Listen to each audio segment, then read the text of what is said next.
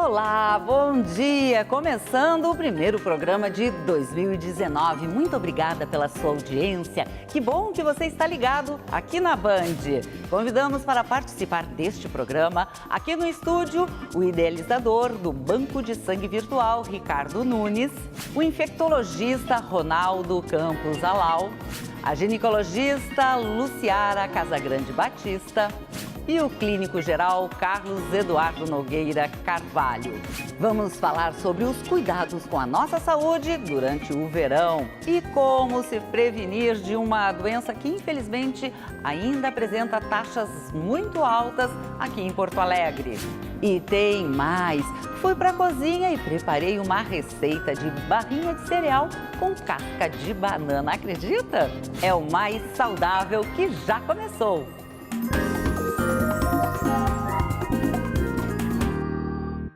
A gente começa o programa falando sobre o Banco de Sangue Virtual com o publicitário Ricardo Nunes e, na sequência, que também está aqui conosco, vamos falar sobre a luta contra o HIV com o médico da Santa Casa de Porto Alegre, Ronaldo Campos Alau, que já foi coordenador geral de cuidado e qualidade de vida do Departamento de DST, AIDS e hepatites virais do Ministério da Saúde. Também com a ginecologista Luciara Casagrande Batista. Muito obrigada, bom dia pela presença de vocês. A gente vai entender melhor essa nova plataforma que o Ricardo criou, que é um banco de sangue virtual. Explica pra gente o que é. Bom dia. Eu, percebendo assim a necessidade, a dificuldade das pessoas de conseguirem doadores naqueles momentos mais difíceis assim, de familiares e amigos, eu pensei que eu teria que fazer alguma coisa para ajudar aquelas pessoas. E tive essa ideia de simples e que está dando muito resultado, muito certo, que é o Banco de Sangue Virtual. Muita gente cadastrada já? Nós começamos com 65 e estamos nos aproximando de 5 mil cadastrados. Quando que surgiu o Banco de Sangue Virtual? O Banco de Sangue surgiu em agosto de 2017. E de lá para cá as pessoas voluntariamente organicamente estão se cadastrando no nosso banco e a gente está podendo, com isso, ajudar a salvar muitas vidas. O banco hoje ele trabalha exclusivamente com o Rio Grande do Sul. Nós temos doadores em várias cidades do estado, em muitas cidades do estado. Então ele funciona mais ou menos é um cruzamento de dados. Quando a demanda chega até a mim, eu vejo assim um exemplo. O hospital de Passo Fundo ele está precisando de sangue B positivo. Então eu vou lá no meu sistema, eu filtro a cidade de Passo Fundo, as pessoas que têm o sangue B positivo e disparo um e-mail para essas pessoas dizendo: seu sangue pode salvar uma vida hoje no hospital da cidade, em Passo Fundo, para o paciente tal. Todos os hospitais estão cadastrados? Não necessariamente, os hospitais não precisam estar cadastrados. As demandas surgem a partir dos familiares e também dos hospitais. Depois que nós tivemos mais visibilidade, nós começamos a receber essas demandas dos hospitais também. Já fui convidado para ir em vários hospitais aqui de Porto Alegre e do interior. Eu tive o prazer de ir lá, a gente abrimos um canal de comunicação e nós temos trabalhado em conjunto. Tem uma novidade agora, a partir desse ano, agora de 2019, que a gente está começando, que nós vamos estabelecer uma plataforma de comunicação através do WhatsApp. Isso vai agilizar e vai dar um retorno mais rápido para o beneficiado. E quem é que financia? Por enquanto, tudo é o Ricardo Nunes. É voluntário, então? É voluntário, eu tenho um outro trabalho, eu faço trabalho voluntário, trabalho em horas de folga para auxiliar as pessoas e com satisfação. Que legal, parabéns, é realmente bem importante isso, sem dúvida nenhuma. E, bom, nós vamos aqui, estamos também falando sobre a luta contra o HIV. E a gente sabe que reduziram as taxas de casos no Brasil, mas isso não é o suficiente, né, para a gente ficar tranquilo, não é mesmo? Bom dia. Prazer estar aqui podendo discutir esse assunto, cada vez mais importante, né, a gente abordar o tema do HIV e da AIDS no Brasil. Na verdade, o que houve, o Ministério da Saúde ele lança anualmente, em dezembro, que é quando se comemora, né, o Dia Mundial de Luta contra a AIDS, em 1º de dezembro, o Ministério da Saúde lança um boletim epidemiológico tentando mostrar como está a situação da epidemia. O que houve foi uma diminuição da detecção de casos, né, ao longo do ano. Isso não significa necessariamente que tenha ocorrido diminuição ou controle da epidemia. É bem verdade que a mortalidade também parece que houve uma redução, embora tenha sido pequena. De qualquer forma, a epidemia de AIDS, especialmente aqui no Rio Grande do Sul, né, em Porto Alegre, região metropolitana, em alguns outros municípios como Rio Grande, Uruguaiana, ainda tem contornos muito graves, né? A epidemia mais grave do país, ela está aqui. Em Porto Alegre. Em Porto Alegre, Santa Catarina e alguns outros estados, mas Rio Grande do Sul e Porto Alegre se destacam um destaque negativo, né? Nós temos... Por que isso? Isso é motivo de estudos ainda e de muito debate. O Rio Grande do Sul também se caracterizou por um certo atraso na implantação de estratégias para responder à epidemia. Se por um lado nós temos uma epidemia muito grave, bom, por outro lado precisamos intensificar as ações de controle, educação, comunicação, de adequação da rede para tratamento das pessoas. Então nós temos aí um tempo que estamos correndo atrás, né, do controle de novos casos, e por isso que a epidemia provavelmente ela seja aqui mais grave do que nos outros locais do país. Doutora Luciara, se falava muito de mulheres mais velhas, né, que acabavam recebendo diagnóstico muitas vezes em função até do seu parceiro. Isso ainda continua aqui em Porto Alegre? Bom dia, eu gostaria de agradecer a oportunidade de estar aqui. A gente sabe que aumentou, tem muita associação também com os parceiros. Os parceiros começaram a usar bastante Viagra e parceiros de mais idade a irem tendo relações com outras mulheres e depois também em casa, junto com as suas parceiras também de mais idade. Então, inclusive no consultório eu comecei a receber pacientes com 65 anos, 68 anos, HIV positivas. O que eu acho importante, uma das medidas assim de prevenção, a prevenção combinada, o tratamento das ISTs, das infecções sexualmente transmissíveis, né? A gente sabe que as pacientes que a gente recebe no consultório, que tem uma doença, uma infecção sexualmente transmissível, aumenta o risco de contrair HIV de 3 a 7 vezes mais. Se essa paciente tiver úlceras genitais, aumenta para 17 vezes mais. Então, acho que muito importante segue a prevenção, a revisão ginecológica, a revisão com o urologista do parceiro, no momento que vê alguma lesão, alguma alteração, procurar um médico, fazer a revisão.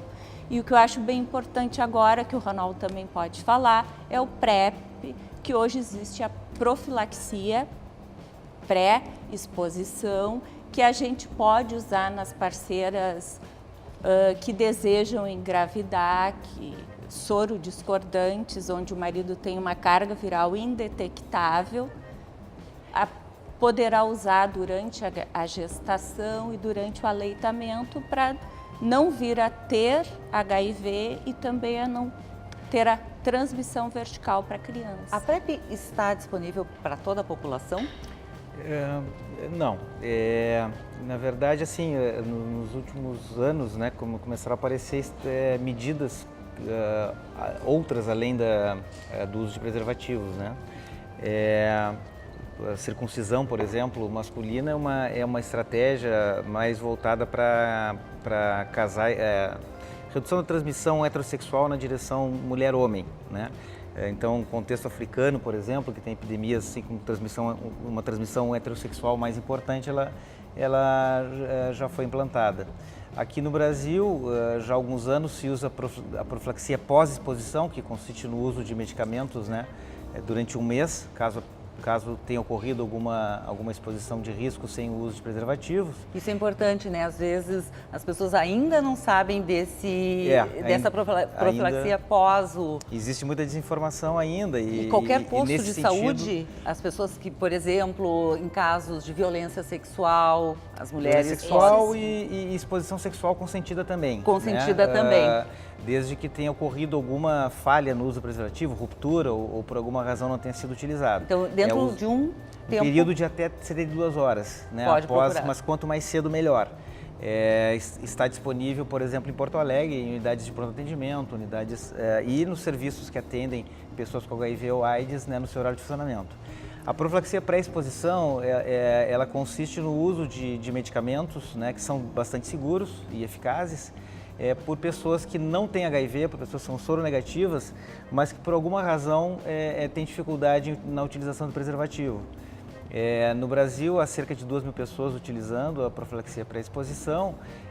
Ainda está restrita o seu acesso. Né? Qual é o acesso? Ele não é ainda amplamente disponível, pelo número de medicamentos fornecidos, disponibilizados pelo Ministério da Saúde, que optou por uma implantação gradativa, né, desse método de prevenção. É possível comprar?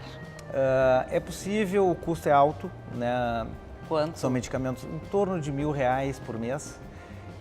Os medicamentos, mas eles são gratuitamente disponibilizados. Aliás, esse é um ponto que eu acho que é importante frisar, a importância do acesso universal ao tratamento, ao diagnóstico e à prevenção. Né? Em Porto Alegre também já tem unidades que estão...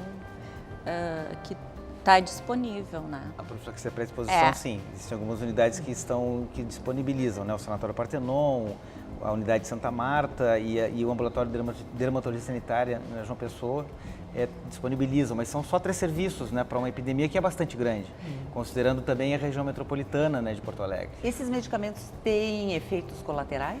Todos os medicamentos têm. Eles são composto de uma combinação de 2 antirretrovirais, medicamentos usados para tratar a infecção pelo HIV, né, o tenofovir e a entricitabina, em um comprimido só.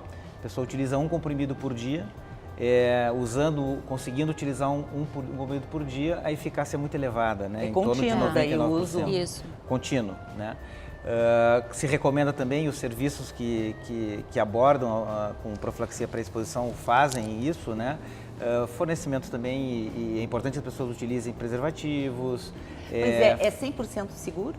99% é a eficácia do É tipo do uma método, pílula anticoncepcional, que não é 100% seguro. Ele tem uma eficácia bastante grande, né? Bem Que é comparável também a preservativos, até maior do que o uso de preservativos. Muitas pessoas não usam em todas as relações sexuais, né?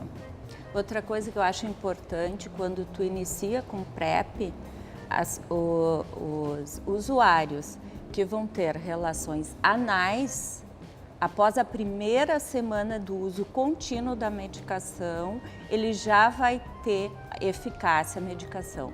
Para relações vaginais, o período é maior, 20 dias.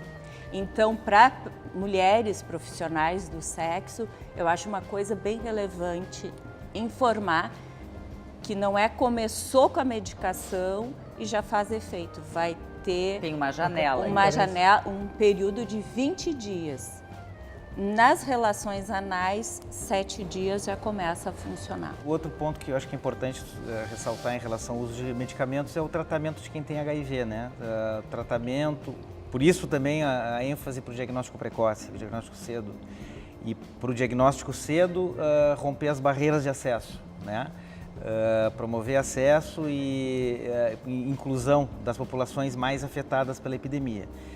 Tratar a pessoa que tem HIV suprimindo o vírus, deixando o exame que se chama carga viral, né, que é feito no sangue, com o vírus totalmente suprimido, indetectável, isso também reduz e talvez elimine a transmissão sexual, né? Os estudos que têm sido feitos com pessoas que estão em tratamento e com carga viral completamente suprimida na corrente sanguínea não mostraram transmissão entre casais soro-discordantes, quando um tem HIV e o outro não tem, mesmo no contexto de não utilização de preservativos.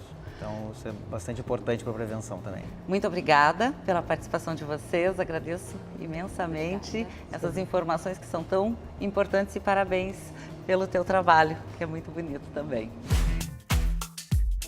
Você conhece esta planta comestível?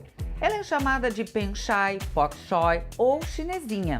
Ela tem muita fibra e ela tem bastante magnésio. O magnésio hidrata. O magnésio é ótimo nessa época que a gente fica mais inchado, então ajuda a eliminar toxinas e líquidos. E abuse da criatividade na hora de levar à mesa. Eu tiro o talinho assim, ó, e como o talinho. Quando tu faz uma pastinha em casa, uma pastinha de grão de bico, uma pastinha de ricota, de tofu, tu pode usar ela como uma colherinha para servir. É maravilhoso. Vamos fazer um rápido intervalo e na volta a gente tem muitas dicas de como aproveitar a estação mais quente do ano sem prejudicar a saúde. E ainda tem uma receita de como preparar uma barrinha de cereal com casca de banana. Eu prometo, é uma delícia. A gente já volta.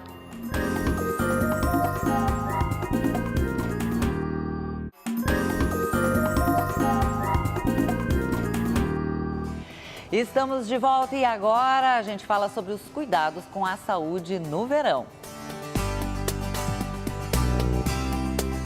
Aqui no quadro Espaço Saúde, o médico do Hospital Divina Providência, Carlos Eduardo Nogueira Carvalho. Vamos saber quais os problemas comuns nesta época do ano. Muito bom dia, muito obrigada pela sua participação aqui no programa. Bom dia, Laura. Então, eu separei alguns temas para a gente tratar aqui no programa de hoje, tá? E eu acho que, se por um lado a estação do verão vem trazendo calor e nos livramos dos problemas respiratórios, que são muito frequentes no inverno, e diminui os riscos dos problemas de coração, mas a gente tem, por conta dessa vasodilatação, que diminui o trabalho cardíaco, a questão de surgir muita questão de edema, né? O inchaço das extremidades, principalmente das pernas ali. Então é muito importante que as pessoas saibam que isso está relacionado à quantidade de sal que tu está ingerindo. Então tem que diminuir a quantidade de sal que a gente ingere na dieta, isso facilita a reabsorção desse líquido. E a outra coisa também é, sempre que possível, colocar a perna um pouco mais para cima, para as pessoas que têm problema circulatório. Essa é uma época que a gente viaja, é férias, às vezes as pessoas ficam ou avião ou até dirigindo durante muito tempo. Assim, de 2 em 2 horas a gente tem que fazer algum exercício, por exemplo, para ativar a circulação? O ideal é que a gente evite o período prolongado sentado, né? Tanto para a questão de edema, quanto também para prevenir a trombose. Né? Então, porque se a gente chega, por exemplo, num local, numa outra cidade, já o pé é muito inchado, o que a gente deve fazer? Procurar um atendimento médico? Não propriamente. Vai depender muito se a pessoa já tem problema de circulação, principalmente da parte venosa. O ideal é que a pessoa tente descansar e colocar aquele membro para cima, né? Um pouco mais elevado em relação ao corpo, para propiciar a reabsorção do líquido que está ali. Usar meia quando está viajando ajuda? As meias elásticas de média compressão são indicadas também para facilitar, mas isso é sempre interessante se consultar um médico, porque problemas circulatórios mais avançados podem acabar sendo piorados pelo uso dessas meias. Então é importante que tu tenha avaliação antes de começar a fazer uso delas. Então, nós, por exemplo, assim, pessoas que não têm nenhum problema, pode ficar mexendo com os pezinhos quando está viajando. Eu faço isso. Ou levantar, fazer uma pequena caminhada, isso ajuda bastante na reabsorção de líquido e na mobilização do sangue que fica extasiado ali, que fica parado na parte das veias, principalmente das pernas, né? Da parte que fica mais para baixo. No verão também tem o problema da desidratação. Perfeito. Então, com o calor, também vem a questão de você perder muito líquido, né? A gente sempre perde líquido transpirando. Tem que lembrar que nessa época do ano as pessoas costumam abusar um pouco de álcool também, que leva o organismo a desidratar. Então, é muito importante a gente manter um cuidado, assim, em estar sempre se hidratando com fluidos mais saudáveis, né? A água, que é o principal líquido que a gente deve ingerir no nosso dia a dia, mas também sucos naturais, a própria água de coco para quem vai no litoral, isso é importante. O melhor é natural mesmo, aquela água de coco, do coco, do né? coco, porque algumas não dessas embalagens têm açúcar, daí Perfeito. Já não são tão O ideal é que saudáveis. seja água... Eu sou ligada em água de coco. Adoro. Perfeito. Uma população que precisa de um cuidado especial é a população de crianças e idosos, que esses dois públicos eles estão mais suscetíveis a desidratar, né? Tanto as crianças quanto os idosos, eles não possuem algumas vezes o centro da sede completamente estruturado. Os idosos eles perdem a regulação do centro da sede ao longo do que acontece com o envelhecimento. Não sente sede. Isso. E, portanto, acabam Não buscando tomar. menos água, ingerem menos água e aí acabam ficando mais suscetíveis à desidratação. E ainda mais aqueles idosos que fazem uso de medicação, principalmente diuréticos, né, que já faz a gente perder um pouco mais de líquido no nosso dia a dia. Então é importante no verão tentar tratar um pouquinho mais de hidratação para evitar que você fique tonto, que eventualmente até se venha a cair, né, a ter um episódio de desmaio, quando a gente faz uma diminuição muito importante da quantidade de líquido que está no organismo. E a alimentação, que a gente precisa também ter algum cuidado, e na conservação é importante isso? Sim, o calor ele propicia, né, o crescimento bacteriano e com isso ali faz com que várias dessas bactérias acabam comprometendo o alimento que fica exposto e ao se alimentar daquele alimento exposto a gente acaba tendo um aumento bem importante das intoxicações alimentares nesse período do ano, é o que a gente vê nas emergências dos hospitais, o nosso hospital lá não é diferente. Bom, essas são algumas recomendações que a gente não pode deixar de ficar atento, não é mesmo? Perfeito. Muitíssimo obrigada pela sua participação aqui no nosso programa. Tá, ok. Muito obrigado. Bom, agora é a hora de receita mais saudável, com dicas que valorizam o aproveitamento integral dos alimentos. Todo ano o programa Mesa Brasil Sesc lança um livro de receitas econômicas e de fácil preparo.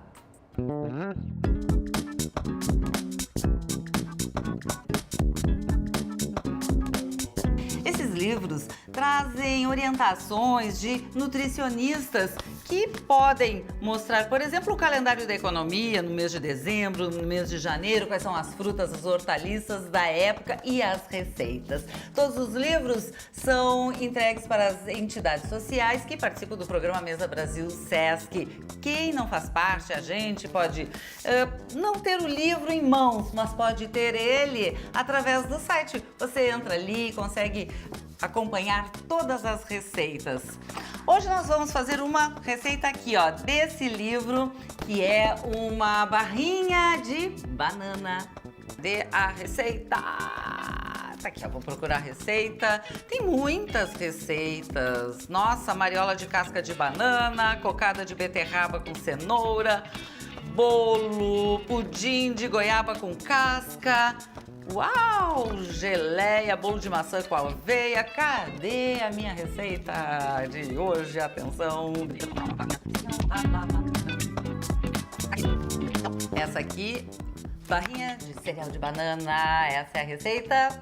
Anota os ingredientes.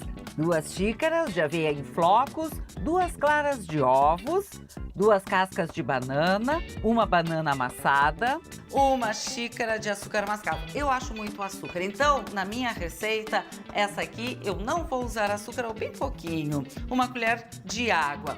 Aqui, ó, dica, enriqueça com outros cereais como chia, linhaça, quinoa, altere o sabor também acrescentando frutas secas e oleaginosas. Oleaginosas são essas aqui, ó, eu escolhi castanha do Pará, tem noz pecan também misturadinho para adoçar uvas passas. Vamos começar? Então, atenção! Modo de preparar: pique bem as cascas de banana e leve ao fogo em uma panela com água e o açúcar. 1 colher de água, as cascas. Esse aqui é açúcar mascavo. Eu vou colocar um pouquinho só. Acabo de descobrir que precisa cristalizar. Preciso botar mais um pouquinho de açúcar. Pronto, mais um pouquinho. Pronto. Vamos ver o próximo passo? Ai, o caderninho tem que estar comigo. Agora o próximo passo. Misture todos os ingredientes em um recipiente. Tantã, atenção. Eu espero que fique bom, né? Isso. Colocamos aveia. Agora a gente coloca a banana amassada. Na sequência, acrescentamos as claras de ovos. Tchá, tchá, tchá. Pra me ajudar.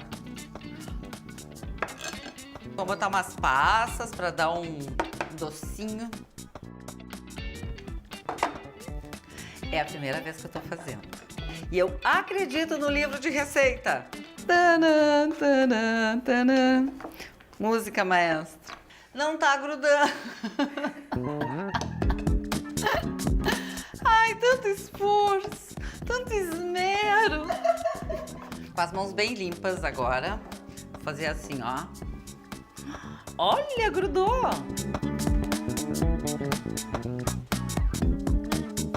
Eu usei então para untar o óleo de coco babaçu, porque dá um gostinho de coco na barrinha, fica gostosa. Mas dá para usar uma manteiga, o que você preferir. Agora eu vou jogar tudo para cá, que tá bem grudado. Agora é só colocar a massa na travessa de vidro ou na forma untada. Corte as barrinhas no tamanho que desejar antes de levar ao forno. Muito bem. Ajeitar aqui bem bonitinho. O importante é que esteja bem gostoso, não é mesmo? Agora eu vou levar para o forno. O tempo para assar as barrinhas é de 15 a 20 minutos em forno pré-aquecido a 200 graus. Está pronto! Agora é só retirar as barrinhas da forma ou da travessa de vidro enquanto estiverem quentes.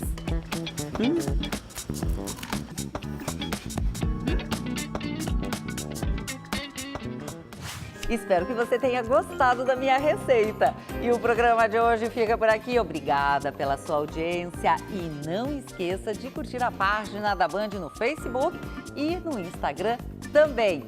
Fica agora com Alejandro Malo, com o programa Entre Amigos. E eu volto semana que vem, sábado, 9h30 da manhã. Te espero aqui na tela da Band.